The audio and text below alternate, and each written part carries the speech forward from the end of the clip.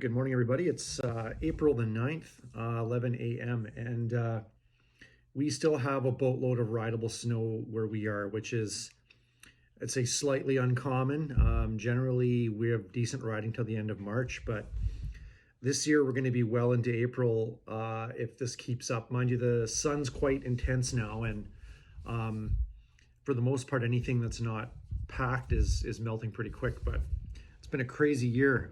The snow is not nice snow right now. It's pretty gross, but you can ride on it. And I'm done for the year. But anyway, I just wanted to jump on and talk about a couple of things that came up in some comments, especially on the Arctic Cat video. And that Arctic Cat video, I checked the analytics just for the heck of it. Like I said, I don't pay attention too much to the analytics on the video. And I just watch for comments once in a while because I like to address everything. But that video like really took off at some point. It was really like not doing much. And then all of a sudden it got like a crap ton for my channel views. So anyway, I don't know the mechanism behind that or what was going on there, but anyhow, a few interesting comments about, like, I can tell there's a couple of cat fans in there, and that's fine. I try to be really objective when I'm approaching like a release or a sled video. Like I said, I'm not holding anything as a secret. Like, it's no secret that I do like BRP products the best, and close second is Polaris, and Arctic Cat and Yamaha are not really, like, they don't really do anything for me in terms of their lineup or sleds. Although I do like, there's a lot of things I do like about the sleds, but I've never really owned an Arctic Cat or anything, and I've really no desire to. Although I've ridden plenty of them, and same with Yamahas. Anyhow, a couple of the comments about how I thought this was really interesting about basically, hey, Arctic Cat's chassis is really good. They did an update on it a few years ago, especially on the front ends and stuff, and they've been refining it, and it's a really good chassis. It's a winning chassis in snowcross and this and that, and don't believe what the magazines are telling you. And yeah, I can agree with that sometimes. And also, I'm not quite sure how to approach this, but the whole development cycle and new for the sake of new. And I've wanted to address this a lot in a video, and I don't really know how without sounding kind of negative about it or like I'm calling people out, and I'm totally not. It's just, yeah, marketing and stuff I find is really, I don't have a marketing degree or anything like that. I just really find logistics, marketing, and the way people react to new things and what draws people in. And, because I'm not wired that way, especially with snowmobiles. And it's just, I find it fascinating how that all works. So people's wiring in their heads makes them gravitate to or from things. So the first thing I want to talk about was the development, or was the, somebody saying, oh, it's a winning chassis. Cat's not dead yet. They have a really good race sled, blah, blah, blah. I kind of disagree there. Snowcross racing, from my mind, has no bearing on sales anymore. It used to, back when, the Formula Series and all that kind of stuff, where it was like oval racing, those would translate directly to sales because they were using sleds that were very close to what you could buy, and that type of racing was directly applicable because it was all about speed and cornering, and that was it. And people that were on groom trails and lakes, that translated really, really well. So there was a lot tighter race to trail application there, or translation there. So, but now it's not like that anymore. Snowcross racing has almost no flipping bearing whatsoever in the real world. It's a great way to durability test a sled. and whatnot and a platform.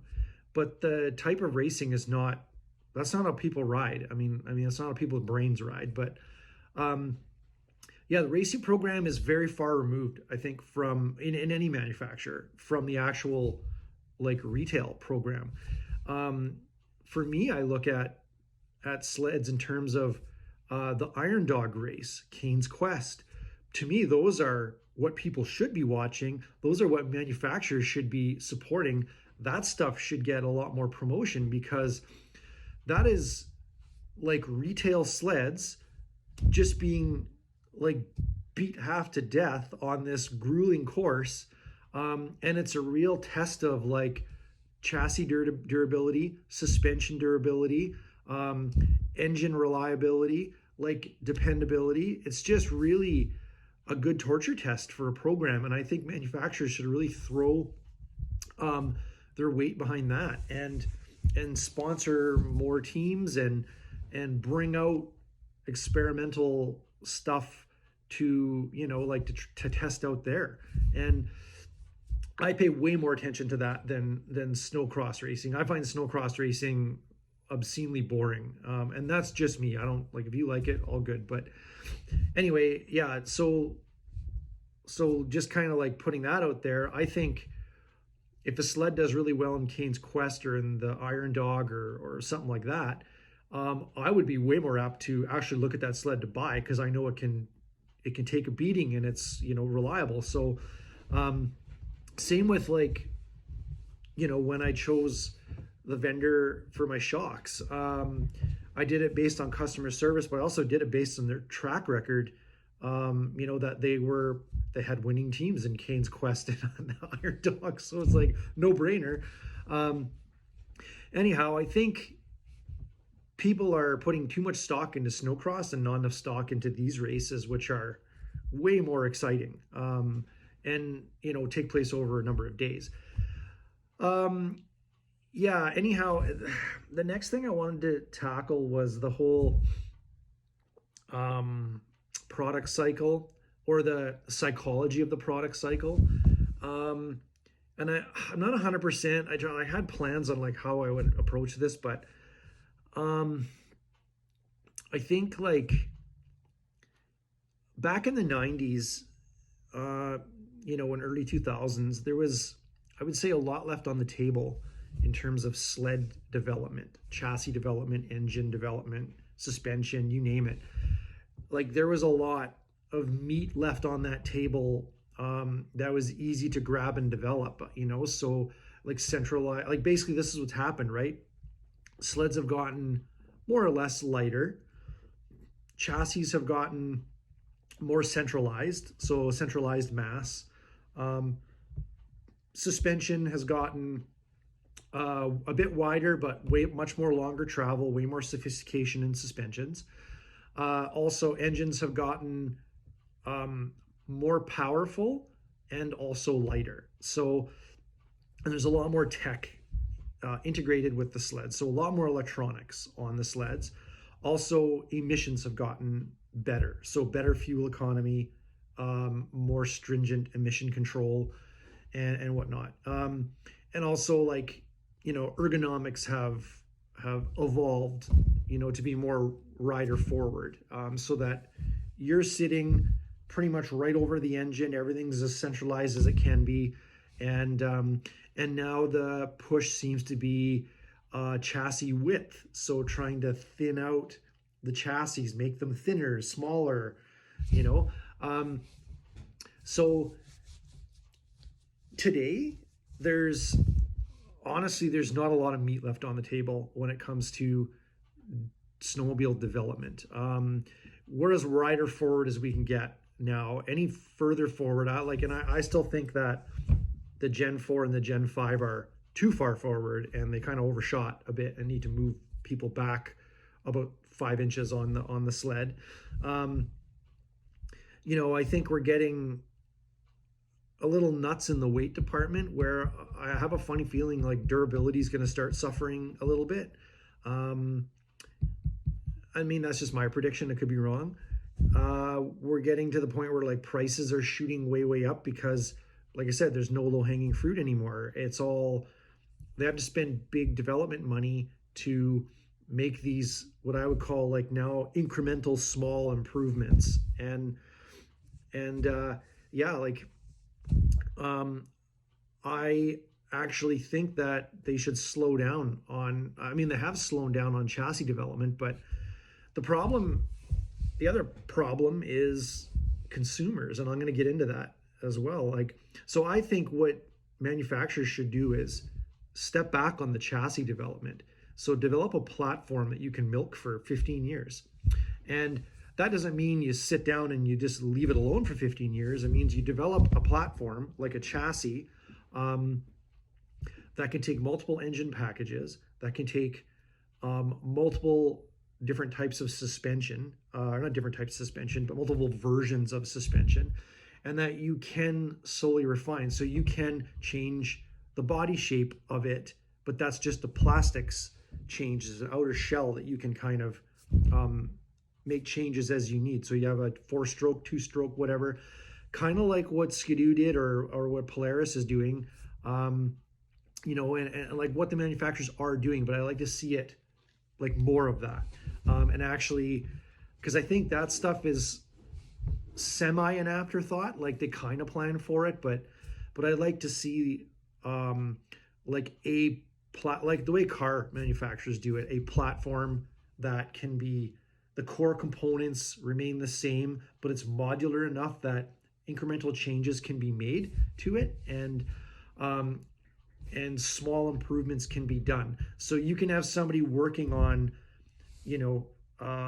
upgraded front or rear suspensions, and they can utilize the existing mounting points or have options on how something can be mounted to the bulkhead, and then bolt on a different or upgraded suspension, so you can still have the development without having to redesign an entire chassis all the time. So I think that's important. And then standardized modular engine packages would be a good thing. And then focus the efforts on like efficient, like keep the power up of fueled engines. Focus on things like efficiency and durability and whatnot. So keep things going on the trajectory that they're going. But I'd like to see like very strategic focused. And I mean, maybe that's what they're doing. I am not an industry insider. I don't know anybody on the inside of the industry. I'm just Joe Blow average, sled guy. That's it. But like I watch things and I'm trying to figure out what the direction of things are, especially in this weird, this couple of years we've had and what the future is going to hold here. And also like work on getting the cost of these things a bit more reasonable. I'm not saying like don't have a high-end sled that's $22,000. I mean, inflation's basically halved the price of our money since 1989. So $1,000 in 1989, 1990 is like what you bought for $1,000, you need $2,000 now in this day and age. So anyway, the next thing I want to talk about is consumers. And I think I find this very interesting, and this might be like, I'm trying to not insult anybody by saying what I'm going to say, but I just find it funny that some people are wired to always want new things. And then they always see, it's like they love what they have, but something new comes out. It doesn't even have to really be better, actually objectively better, but it's new and different. And then all of a sudden, it's like this new thing is better and they want it, and the thing they have is crap. And I don't get that. It's really funny because a few friends of mine who were like me, who are all come from a sit-down sled. I mean, I've owned a first-generation Rev, and it was great, loved it. But I've since owned, like F chassis, S chassis sleds, so I'm well versed on sit-down sleds, and I always found them to be comfortable. Um, and then when I bought my Summit, I had tried a whole buttload of sleds. Cats, Yamahas, Polarises, Axis, Matrix, um, the Gen 4, the XP, the XS, the XM. So I had a really good feel for what I preferred. And it was kind of interesting because I tried the Gen 4 and the XP and XS pretty much at the same time. And I have to say, I thought the XP and XS sleds were better than the Gen 4 for just overall, all round riding. I found them more comfortable. I found the seating position more neutral. I found them better balanced. Um, yeah, if I hadn't known better, I would have thought the XS was newer than the Gen 4. So, and this has been echoed by a couple of people that I know who are, like I said, in the same boat that I was, looking for a new sled, and they tried some Gen 4s and they tried some XPs and XSs, and they're like, I don't know, they said we just like the XS better. It's just a way nicer sled to ride. So I find that interesting because a lot of people who, especially on Do Talk forums, who were talking about, they've owned an XS and they're going to go to a Gen 4. It was really funny when like some people were really dramatic about, like, oh man, I rode the Gen 4 and it's just like a game changer, and I can't even ride my XS. It's like riding an old ZX chassis, and it's just kind of funny. Because I call those people marketing fish, because they get hooked easy, and then bam, they're like, the company's got them. They're going to buy something, right?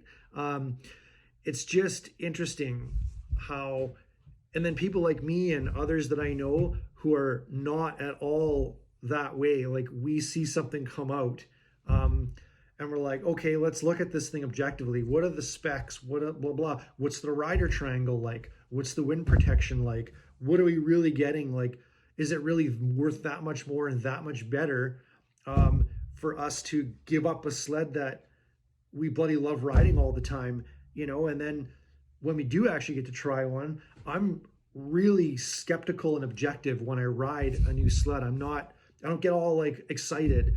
I'm there to collect data, and that's kind of what it is. And no sled is perfect. And even my Summit, I've made a ton of changes to it as I've learned and as I've rode more and as I've actually changed how I ride based on like where I am now. And it's like, yeah, it's not perfect, but I love tinkering on things too. So I love making things better.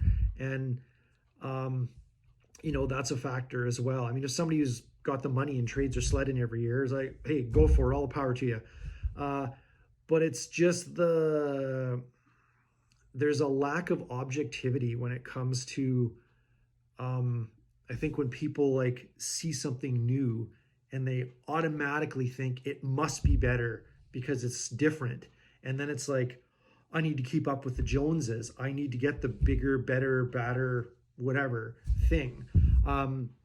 It's like, I had somebody say, oh, I should buy I think I'm going to get the Link Shredder. And I was like, why the hell would you want something like that around here? Like that is totally the wrong sled. And I was like, oh, it looks awesome. And it's like all the specs, and I was like, no, dude, it's just, you're going to love it for the first like week you have it. And then, when in between snowfalls, it's going to totally suck for you because there's nowhere to ride it the way it's supposed to be ridden. Same with the new Summits. It's like there's a whole bunch of flatland dudes here who like are, oh, I want to get a new Summit. I'm like, for riding around here, what the hell for? It's flat as a board here, and that's a mountain sled, and it's got to be ridden in the powder. It's not like an XM Summit that's basically a stretched trail sled, So yeah, totally different ball game. But anyway, yeah, I didn't have a set like not script or anything, like talking points for this. I just sort of turned on the phone and started rambling. So I apologize if this video is kind of like all over the place or doesn't make sense.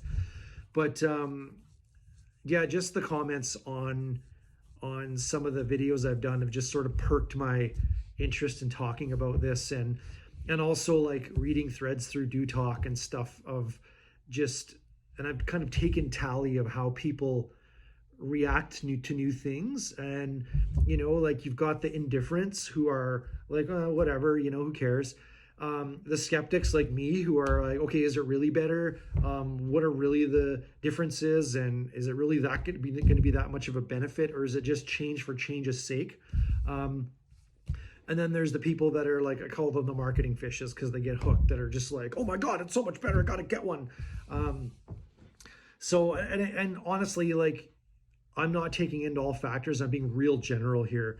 But people's riding styles will all often dictate that stuff too, because I do think when it comes to like the free riding, mountain riding, there's tremendous advances being made there, and I certainly wouldn't begrudge anybody for wanting a new mountain sled and saying that it is better, because I guarantee you the new Summit put against my Summit in mountain riding, like even my Summit stock in mountain riding, I don't think there's a contest there. I think like my Summit will feel lacking in terms of its mountain prowess compared to a brand new Summit with all the amazing little changes they've made to it to make it such a like focused weapon for that environment.